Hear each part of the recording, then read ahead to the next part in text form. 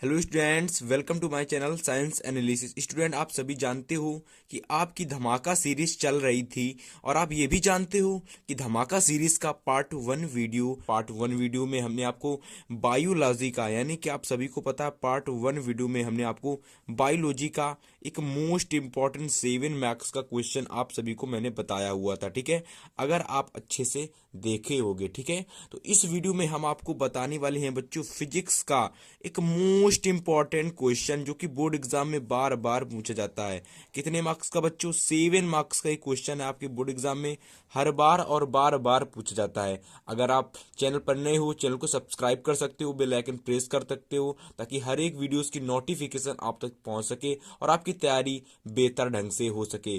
तो आप लोग वीडियो को लाइक कर देना। ठीक है, एक काम कर सकते हो, आप लोग वीडियो को क्या कर सकते हो, 100 लाइक्स तक पहुंचा सकते हो इस वीडियो को, क्योंकि इस वीडियो में आपकी शुरू हो रही है बच्चों धमाका सीरीज, वो भी किसकी? फिजिक्स की।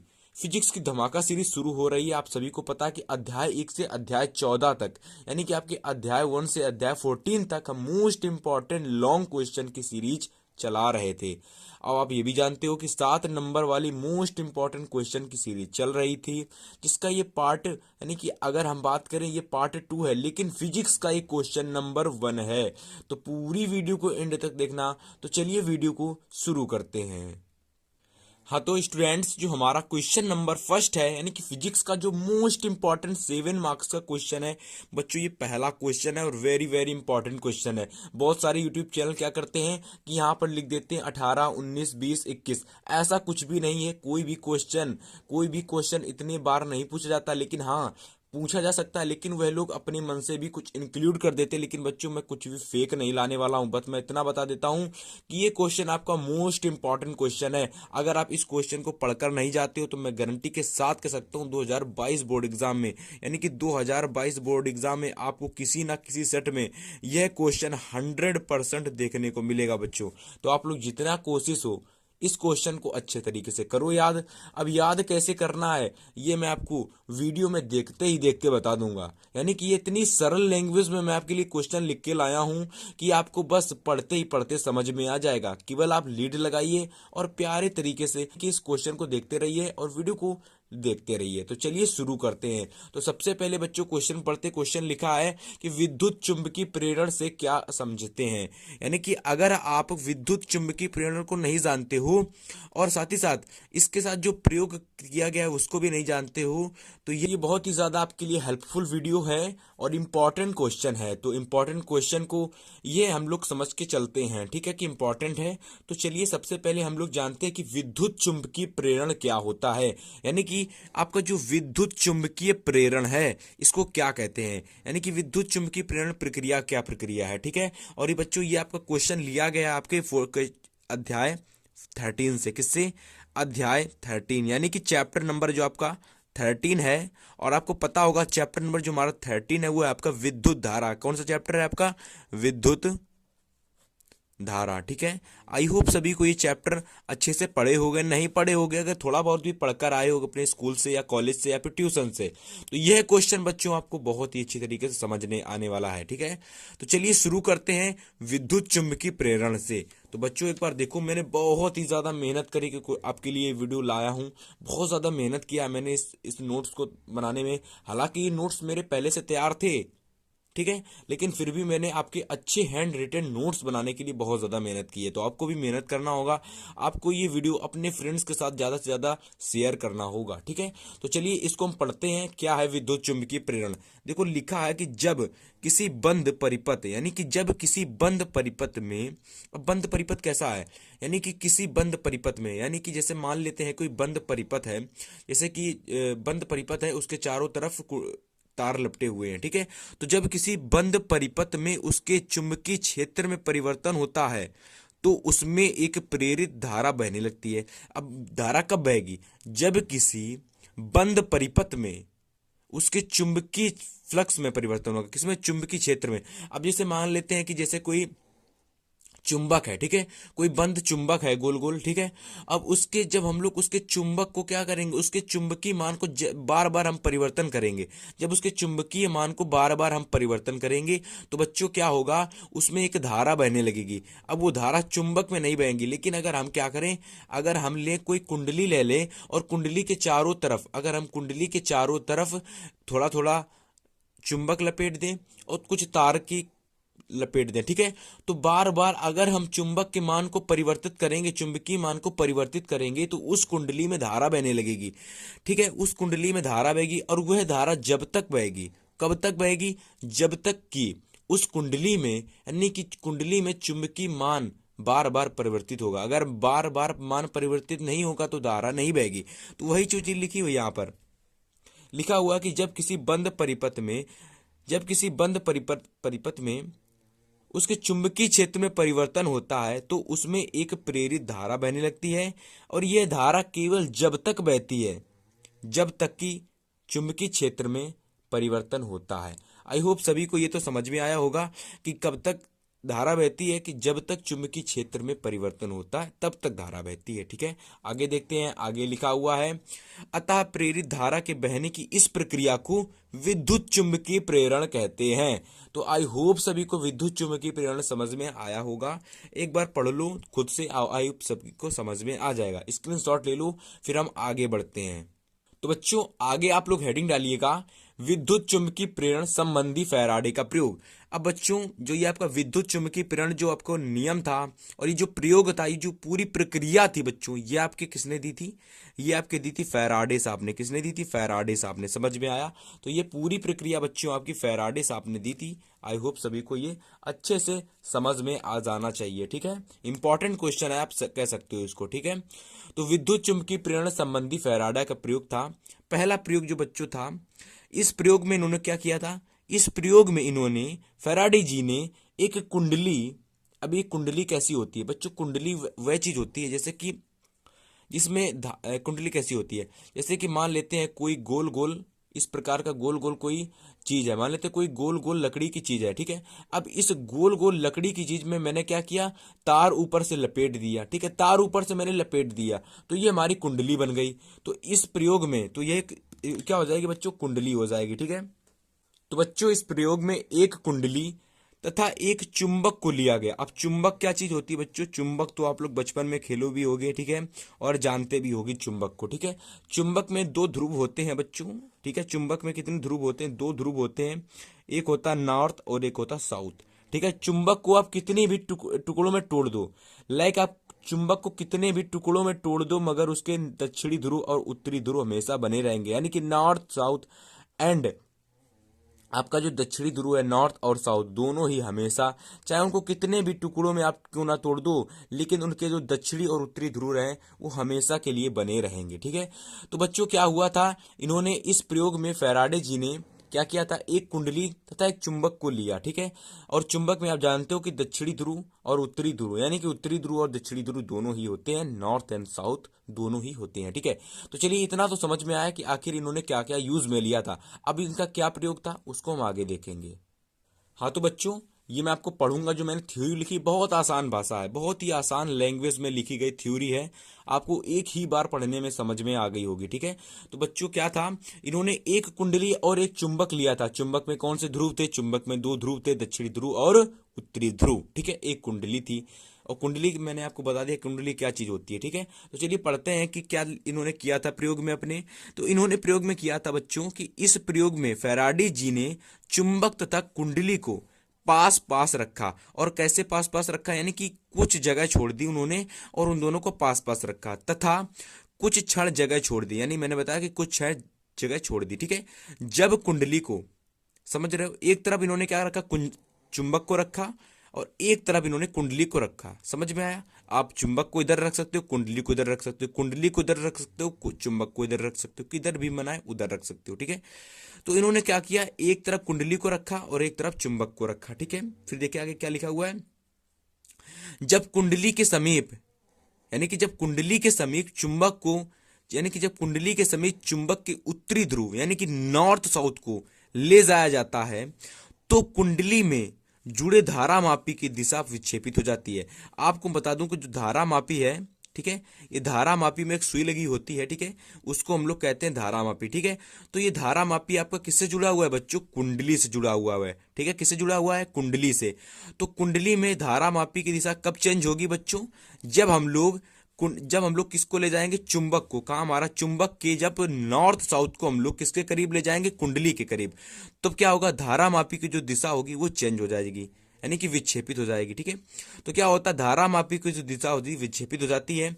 और जब चुंबक के, यानी कि चुंबक जो आपका, उसका जो चुंबक का जो कुंडली है ना, चुंबक की जब समीप रखी कुंडली से जब दूर ले जाते हैं, यानी कि जब कुंडली को के पास रखे चुंबक को दूर ले जाते हैं, किससे? कुंडली से। तो बच्चों होता क्या, जो धारामापी होता है हमारा, ठीक है, ये विक्षेपित तो होता है, यानी कि ये विक्षेपित तो होता है, परंतु परंतु इस बार पहले से विपरीत दिशा में विक्षेपण होता है। समझने का प्रयास करिएगा बच्चों कि यहां पर कहा गया है कि देखो, जो हमारा जो नॉर्थ साउथ था, ठीक है, मान लेते हैं कि ये हमारी कोई कुंडली है, ठीक है, ये हमारी कोई, मान लेते हैं कुंडली है, मान लेते हैं, ठीक है, एग्जैक्टली ये हमारी कोई कुंडली है, ओके, और ये हमारी कोई मान लेते हैं चुंबक है। तो बच्चों क्या करेंगे, इसका नॉर्थ साउथ है और इसका ये कौन सा साउथ है? दक्षिणी, ठीक है, नॉर्थ एंड साउथ, ठीक है। तो जैसे कि नॉर्थ को हम कुंडली के समीप ले जाते हैं, तो यहां पर कोई धारामापी लगा होगा, उसकी दिशा विक्षेपित हो जाती है, ठीक है। अब वह दिशा किस दिशा में विक्षेपित होगी वो मैं आपको चित्र में बताऊंगा, तो आपको क्लियर हो जाएगा, ठीक है। लेकिन दूसरा आपका पॉइंट क्या था? दूसरा पॉइंट यह था कि जैसे ही हम चुंबक के उत्तरी ध्रुव को दूर ले जाते हैं बच्चों, तो क्या होता है? धारामापी की दिशा जो होती है विक्षेपित तो होती है, लेकिन पहले से विपरीत दिशा में विक्षेपित होती है, ठीक है। तो आई होप सभी को यह पॉइंट क्लियर हुआ होगा, ठीक है। आगे देखते हैं बच्चों, आगे क्या लिखा हुआ है। आगे लिखा हुआ है कि यदि कुंडली में फेरों की संख्या को बढ़ा दें, यानी कि यदि कुंडली में फेरों की संख्या को बढ़ा दें, किसकी संख्या को? फेरों की संख्या। अब आपको फेरों की संख्या क्या है? जब कुंडली आपको दिखेगी तो आपको फेरों की संख्या भी क्लियर हो जाएगी। तो जब कुंडली की फेरों की संख्या बढ़ा देते हैं बच्चों, तो क्या होता है? विक्षेपण जो होता है वो उतना ही अधिक हो जाता है, यानी कि प्रबल हो जाता है। आई होप समझ में आया। अधिक हो जाता है, अधिक बढ़ जाता है, ठीक है। इंपॉर्टेंट पॉइंट है, आप लोग अच्छे से इसको प्रिपेयर कर लेना, ठीक है। चलिए, स्क्रीनशॉट आपने ले लिया होगा, मैं आपसे ये करता हूं ख्वाहिश, ठीक है। आगे देखते हैं, जैसा मैंने आपको बताया था, इसका चित्र मोस्ट इंपॉर्टेंट चित्र है, बहुत ही मेहनत लगी वीडियो को बनाने में। वीडियो को लाइक कर देना यार, पसंद आ रही हो तो, ठीक है। तो देखिए बच्चों, पहली जो कंडीशन थी आपकी, फर्स्ट कंडीशन ये रही। फर्स्ट कंडीशन में मैंने आपको बताया था कि धारामापी लेते हैं, यानी कि पहले तो फर्स्ट कंडीशन में एक लेते हैं कुंडली और एक लेते हैं चुंबक। अब चुंबक में दो ध्रुव होते हैं, एक नॉर्थ और एक साउथ, ओके। फिर मैंने क्या कहा था, जैसे कि नॉर्थ साउथ को, ठीक है, जैसे ही नॉर्थ साउथ को हम कुंडली के समीप ले जाते हैं, तो धारामापी में क्या होता है? विक्षेपण होता है। ये देखिए, धारामापी की दिशा कुछ नीचे की साइड की आ रही है, किधर? इस साइड को आ रही है। किस साइड को? इस साइड को आ रही है। समझ में आया, ठीक है। तो हम कह सकते हैं कि फेरों की संख्या यहाँ पर अधिक है, ठीक है, यहाँ पर फेरों की संख्या अधिक है। तो दूसरा पॉइंट बच्चों ये है, जिसमें मैंने क्या लिया था, जिसमें मैंने क्या किया था बच्चों कि मैंने जो नॉर्थ साउथ था, इसको मैंने क्या किया था? इस साइड, यानी कि इसको दूर ले जाते हैं, किससे? कुंडली से। कुंडली से जब इसको दूर ले जाते हैं तो बच्चों देखते हो कि यहाँ पर विक्षेपण तो हुआ, किस दिशा में हुआ है विक्षेपण बच्चों? इस दिशा में हुआ, ठीक है। लेकिन आप देख रहे हो यहाँ पर फेरों की संख्या कम है, और मैंने आपको बताया था फेरों की संख्या अधिक होती है तो विक्षेपण भी उतना अधिक होता है। यहाँ पर फेरों की संख्या कम है, तो आप देख सकते हो विक्षेपण, यानी कि अगर ये दिशा इधर को थी, यानी कि ये दिशा इधर को थी और इससे विपरीत दिशा में होना चाहिए था इस बार, लेकिन यानी कि इसको विपरीत दिशा में होना चाहिए, तो इसको इस बार इधर होना चाहिए था, किधर? इधर। लेकिन ये थोड़ा सा कम हुआ। ये कम क्यों हुआ? क्योंकि इसमें फेरों की संख्या कम थी, इसलिए ये इधर हुआ, यानी कि इसलिए ये इधर हुआ। अगर इसमें फेरों की संख्या इसके बराबर होती बच्चों, तो ये दिशा इधर को होती, किधर को? इधर को होती। आई होप सभी को ये चीज क्लियर हो गई होगी, ठीक है। तो देखिएगा, यहाँ पर चित्र अच्छा तरीके से मैंने बनाया, आप लोग इसी प्रकार से बोर्ड एग्जाम में बनाकर आना, फुल मार्क्स देगा एग्जामिनर आपको। कितने? फुल मार्क्स, ठीक है। अब यहाँ देख सकते हो कि फेरों की संख्या अधिक है, ठीक है, इसलिए विक्षेपण भी अधिक हुआ। यहाँ पर फेरों की संख्या कम है तो विक्षेपण भी इतना कम हुआ, ठीक है। तो आई होप सभी को ये चित्र समझ में आया होगा, और आपका जो फर्स्ट प्रयोग था फैराडे जी का, वो भी समझ में आया होगा। चलिए, इसका सेकंड प्रयोग देखें, और सेकंड प्रयोग समझने में आप लोग थोड़ा सा दिमाग यूज कीजिएगा, ठीक है। चलिए देखते हैं। हाँ तो बच्चों, हमारा जो सेकंड पॉइंट है, यानी कि जो सेकंड प्रयोग है फैराडे जी का, उन्होंने क्या कहा था, चलिए देखते हैं। उन्होंने सेकंड प्रयोग में कहा था आपने कि इस प्रयोग को इस प्रयोग को करने के लिए फैराडे जी ने दो कुंडलियां ली। क्या ली बच्चों? दो कुंडलियां। और पहले में एक कुंडली एक चुंबक से काम चलाया, इसमें दो कुंडलियों को लिया। ठीक है, तो ये प्रयोग करते रहते थे भैया। तो इन्होंने इस बार क्या किया, दो कुंडलियों को प्रयोग में लिया था। ठीक है, तो इजी आप लोग इसको याद कर सकते हो। ठीक है, कोई रटना नहीं है यहाँ पर कि फैराडे जी ने दूसरे प्रयोग में लिख सकते हो, किसी भी प्रकार से अपनी लैंग्वेज में लिख सकते हो। तो आप लोग इस प्रकार से लिख सकते हो कि फैराडे जी ने अपने दूसरे प्रयोग में दो कुंडलियों को इस्तेमाल में लिया। तो मैंने लिखा कि इस प्रयोग में करने के लिए फैराडे जी ने दो कुंडलियों को प्रयोग में लिया था। ठीक है, तो चलिए इसका जो फर्स्ट पॉइंट है यह है कि दोनों ही कुंडलियों को एक दूसरे के समीप पास पास कुछ ही क्षण दूरी पर रखते हैं, यानी कि थोड़ी सी दूरी बचा देते हैं और उसको पास पास रखते हैं। ठीक है, जैसा कि मैंने आपको इससे पहले वाले में बताया था कि कितनी दूरी थी चुंबक और कुंडली के बीच में। चलिए इसका सेकंड और पॉइंट देखते हैं बच्चों। सेकंड पॉइंट है कि पहले वाली कुंडली को एक बैटरी से संयोजित करते हैं। पहले वाली कुंडली को किससे संयोजित करते हैं बच्चों? एक बैटरी से संयोजित करते हैं। अब बैटरी के चिन्ह किस प्रकार का होता है? जो बैटरी जो जुड़ती है बच्चों, इस प्रकार से जुड़ती है कुछ। ठीक है, एक तरफ प्लस और एक तरफ माइनस होता है। ठीक, तो इस प्रकार से बैटरी संयोजित होती है। ठीक है, इस प्रकार से। ठीक है, तो बच्चों पहली वाली कुंडली को एक बैटरी से संयोजित करते हैं। ठीक है, तथा दूसरी कुंडली में एक धारामापी। धारामापी किस प्रकार का होता है मैंने आपको बता रखा था कि धारामापी कुछ इस प्रकार का होता है जिसमें दिशा दे रखी होती है। ठीक है, तो धारामापी से संयोजित करते हैं। ठीक है, आई होप सभी को ये चीज समझ में आई होगी, दोनों पॉइंट। ठीक है, चलिए इसका तीसरा पॉइंट बच्चों इंपॉर्टेंट है और ये तीसरा और लास्ट पॉइंट है इसका। ठीक है, तो पढ़ते हैं क्या लिखा हुआ है। जैसे ही प्रथम कुंडली को, अब दोनों समीप कुंडली रखेंगे। ठीक है, दोनों के समीप यानी कि पास पास दोनों ही कुंडली को रखेंगे ना। ठीक है, तो जो हमारी प्रथम कुंडली होगी बच्चों, उसमें क्या जुड़ा हुआ होगा? उसमें आपकी बैटरी जुड़ी हुई होगी। क्या जुड़ी हुई होगी? बैटरी। ठीक है, उसमें आपकी बैटरी जुड़ी हुई होगी। तो जैसे ही प्रथम कुंडली में लगी बैटरी, ठीक है, जैसे ही प्रथम कुंडली में लगी बैटरी से जुड़ी कुंजी को, किसको? कुंजी। अब कुंजी क्या है? तो कुंजी बच्चों आपकी बटन होती है। जब आप लोग बटन जलाते हो ना, बटन बटन दाबते हो लाइट जल जाती है, तो वहीं पर कुंजी का प्रयोग लिया गया है बटन की जगह। ठीक है, ये फिजिक्स का मामला है। ठीक है, जैसे ही प्रथम कुंडली में बैटरी से लगी कुंजी को चालू करते हैं तो कुंडली में धारा बहने लगती है। क्या होती है? कुंडली में धारा जैसी बात बहेगी, तब जब धारा बहेगी तभी तो लाइट जलेगी। तो कुंडली में धारा बहने लगती है, अतः धारा के बहने से बच्चों, अतः धारा के बहने से उसके चारों ओर चुंबकीय क्षेत्र उत्पन्न हो जाता है। चुंबकीय क्षेत्र किसके चारों ओर उत्पन्न होता है बच्चों? चुंबकीय क्षेत्र उत्पन्न होता है आपका प्रथम कुंडली में जिसमें धारा बह रही थी, तो उसमें चारों ओर क्या होता है? चुंबकीय क्षेत्र उत्पन्न हो जाता है, जिसके फल स्वरूप उसके समीप रखी, ठीक है, उसके समीप रखी प्रथम कुंडली की चुंबकीय क्षेत्र की दिशा काटती हैं। यानी कि अब बच्चों याद रखिएगा, जैसे कि जो आपकी प्रथम कुंडली होती है उसमें क्या होता है? चुंबकीय क्षेत्र की दिशाएं काटती हैं, किसको? दूसरी कुंडली में काटने लगती हैं। ठीक, काटती हैं, तो जिसके कारण प्रथम कुंडली के चुंबकीय क्षेत्र में परिवर्तन होता है, जिसके फल स्वरूप बच्चों क्या होता है? जिसके फल स्वरूप दूसरी जो कुंडली होती है उसमें धारा बहने लगती है। तो ये बच्चों आपको एक बार आप लोग खुद से पढ़ना, ये समझ में आ जाएगा। मैं आपको बता देता हूँ डायग्राम से, तो ज्यादा अच्छे तरीके से आपको समझ में आएगा। ठीक है, आप लोग इसको स्क्रीनशॉट ले लो इसका, 1 मिनट।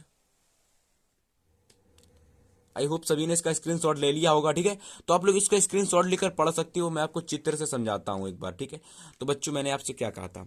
मैंने आपसे कहा था कि पहली जो कुंडली है उसमें बैटरी संयोजित करते हैं, संयोजित कर दी। और दूसरी कुंडली में हमने क्या किया? धारामापी को संयोजित किया, सॉरी गैल्वेनोमीटर को संयोजित किया। गैल्वेनोमीटर क्या बताता है? धारा की धारा बह रही है, तो गैल्वेनोमीटर बता देगा भाई यहाँ धारा बह रही है। ठीक है, तो बच्चों पहली कुंडली में मैंने बैटरी से संयोजित की, बैटरी में हमने कुंजी लगाई, कुंजी नहीं लगी है। ठीक है, तो मैंने बैटरी में कुंजी लगाई थी, कुंजी जैसे ही मैंने चालू की तो इसमें धारा बहने लगी। धारा इधर से कुछ इस प्रकार से बहेगी। ठीक है, अब जैसे ही धारा बहेगी तो बच्चों क्या होता है? इसमें चुंबकीय क्षेत्र उत्पन्न हो जाता है। अब जब चुंबकीय क्षेत्र उत्पन्न होगा तो हम जानते हैं चुंबकीय क्षेत्र उत्पन्न कब होता है? जब चुंबकीय क्षेत्र की दिशाएं काटती हैं, लेकिन हमें चुंबकीय क्षेत्र की जो दिशा होती है वो दिखाई नहीं पड़ती है। तो बच्चों मान लेते हैं कि चुंबकीय क्षेत्र की दिशा कुछ इस प्रकार से है। ठीक है, इस प्रकार से। ठीक है, तो ये बार बार इसको काट रही है, किसको? इस चुंबकीय को काट रही हैं। तब इस चुंबक को काट रही हैं बच्चों, तो क्या होता है? इसके चुंबकीय क्षेत्र को काटने से ठीक है, यानी कि प्रतिच्छेद करती हैं, तो प्रतिच्छेद करने से ये जो कुंडली है बच्चों, इसमें क्या होता है, धारा बहने लगती है।